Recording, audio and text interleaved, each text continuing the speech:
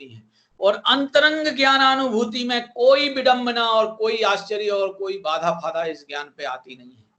जब हम सुनने के विकल्प में रहते हैं तो आवाज भी आना चाहिए, बोलने वाला भी होना चाहिए, देखने वाला भी चाहिए, देखने के लिए भी चाहिए, बहुत अड़ंगे हैं। और समझना है अपने को ज्ञानानुभूति स्वरूप, इसमें कोई अड़ंगा काम नहीं करता, कोई अड़ंगा बाधा नहीं डालता। ये सब का सब अनंत वैभव संपन्नता अपनी ज्ञान में है। 198 गाथा अपन पढ़ चुके हैं, जिसका भावार्थ कल टीका पढ़ी थी। इस प्रकार सामान्यतया समस्त कर्मजन्य भावों को सम्यक दृष्टि पर जानता है। अब मुझे इस भावार्थ में एक शब्द ज्यादा अटैक करता हुआ दिखाई दे रहा है, कर्मजन्य भाव। अब कर्मजन्य भाव भी कई तरह के होते हैं। एक कर्म के उदय संबंधी भाव होते हैं, एक कर्म के परिणाम संबंधी भाव होते हैं, और एक कर्म के अभाव संबंधी भी भाव होते हैं।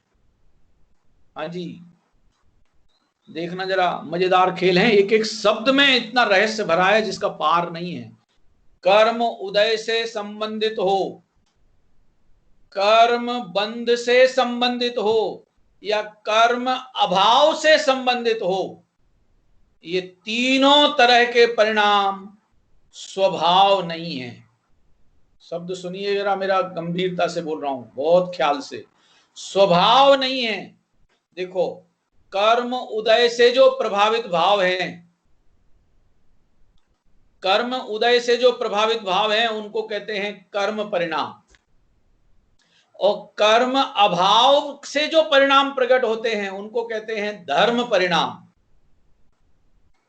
तो कर्म उदय से जो हुए वे कर्म परिणाम, और कर्म अभाव से हुए वे धर्म परिणाम। वे दोनों के दोनों परिणाम हैं। मुझ पर न कर्म उदय का असर है और न कर्म अभाव का असर है। कहां से निकाला? नियम सारजी शास्त्र, और नियम सारजी शास्त्र में